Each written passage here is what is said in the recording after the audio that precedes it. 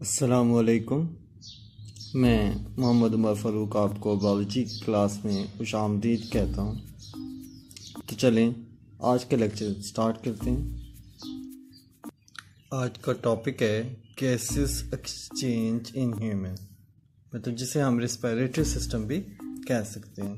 तो अपने lower classes में भी पढ़ा होता है, इससे आप थोड़े बहुत फेमिलियर हैं। तो रेस्पिरेटरी सिस्टम को जनरली टू डिवीजन्स में उसे रखा जाता है। तो एक एयर पैसेजवेज, सेकंड लंग्स। तो आज हम डिस्कस करेंगे most prominent protruding part on face. ठीक है, जो सबसे उभरता हुआ नज़र आने वाला हिस्सा होता है इंसान के चेहरे पे, आपकी आंखों के दरमियान, तो वो है नोज, जो रेस्पिरेटरी सिस्टम का एक पार्ट है। ठीक है ना। रेस्पिरेटरी सिस्टम एक ऑर्गन सिस्टम है ना, तो इसमें मुख्तलिफ ऑर्गन्स एंड पार्ट्स होंगे। तो सबसे पहला पार्ट नोज, नाक। तो पहले इसके हम फंक्शन देख लेते हैं। नोज के फंक्शंस हैं ब्रीदिंग, वो तो जाहिर है क्योंकि ये रेस्पिरेटरी सिस्टम का पार्ट है। उसके अलावा ऑल्फैक्शन, मतलब सेंस ऑफ स्मेल, सूंघने का काम करता है। और थर्ड वन है स्पीच प्रोडक्शन, मतलब ये जो हम बोल रहे हैं इसमें भी मदद करता है। स्पीच वॉवल्स एंड कॉन्सोनेंट्स होते हैं। ठीक है, अभी इसकी एनाटॉमी या स्ट्रक्चर के बारे में बात करते हैं। तो नोज जो है वो फेशियल बोन्स और कार्टिलेज से मिलकर बना होता है। फेशियल बोन्स आपको अगर पता हो तो मतलब कि frontal bone, sphenoid bone, lacrimal bone, इनसे मिलकर एक प्रोट्रूडिंग स्ट्रक्चर, उभरता हुआ स्ट्रक्चर बना होता है। तो नोज एक कैविटी है जिसे नेजल कैविटी कहते हैं। इसके अंदर, नोज के अंदर एक खाली जगह होती है। ठीक है, कैविटी कहते हैं बायोलॉजी में कोई भी जगह जहाँ कोई ऑर्गन वगैरह, ठीक है, या वो हॉलो रह जाए, या वो कोई ऐसी स्पेस जो हॉलो रह जाए, या वहाँ पे कोई ऑर्गन वगैरह पड़ा हो। तो नेजल कैविटी, ठीक है। और ये कैविटी ओपन होती है एक्सटीरियर, मतलब बाहर की तरफ, दो ओपनिंग से, जिसे कहते हैं नॉस्ट्रल्स या नेरिस कहते हैं। ठीक है, और ये कैविटी जो है इंटरनली वो टू पार्ट्स में डिवाइड होती है। एक वॉल से, जिसे नेजल सेप्टम कहते हैं, इंटरनली, बाहर की तरफ से ये नज़र नहीं आता। और cavity internally line with nasal mucosa, cavity के अंदर नेजल मिकोजा होता है, मतलब नेजल एपिथेलियम होती है। और ये एपिथेलियम जो है ये प्रोड्यूस करती है म्यूकस। म्यूकस एक स्टिकी सब्सटेंस को कहते हैं, और इस एपिथेलियम के ऊपर सिलिया भी होते हैं। ठीक है, और अब इस नेजल मिकोजा, मतलब जो म्यूकस प्रोड्यूस करती है और इस एपिथेलियम में सिलिया होते हैं, इसके फंक्शन क्या हैं?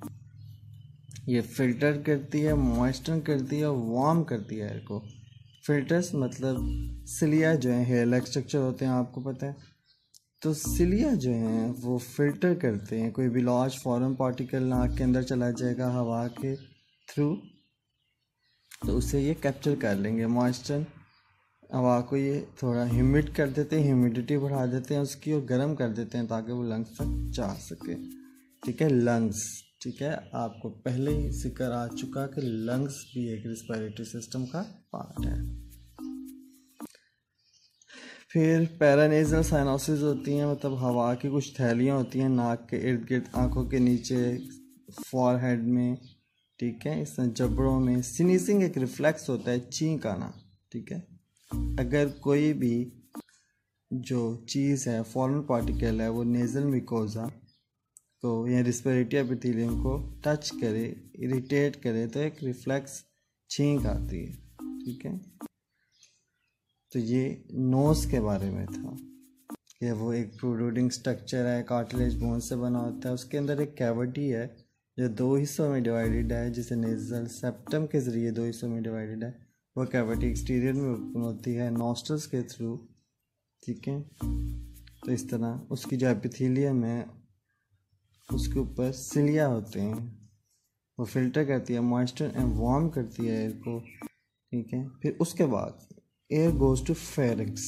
ये आपने 9th क्लास में जो आपका चैप्टर था ना डाइजेस्टिव सिस्टम, उसमें फेरिंक्स के बारे में आपने पढ़ा था एक मस्कुलर कैविटी होती है for both air and food, हवा यहाँ तक पहुँच जाती है।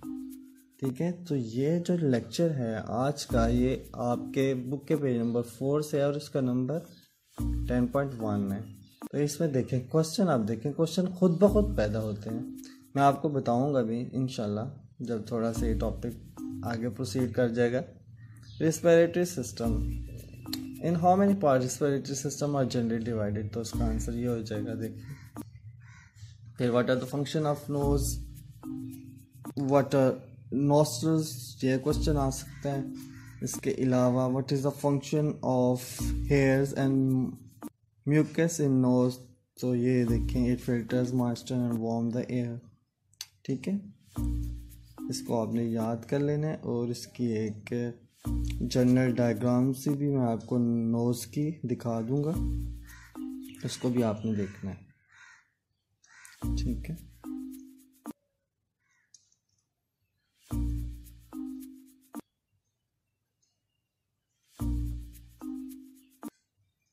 तो चलें इंशाल्लाह नेक्स्ट लेक्चर में मुलाकात होगी। अपना ख्याल रखिएगा। अल्लाह हाफिज़।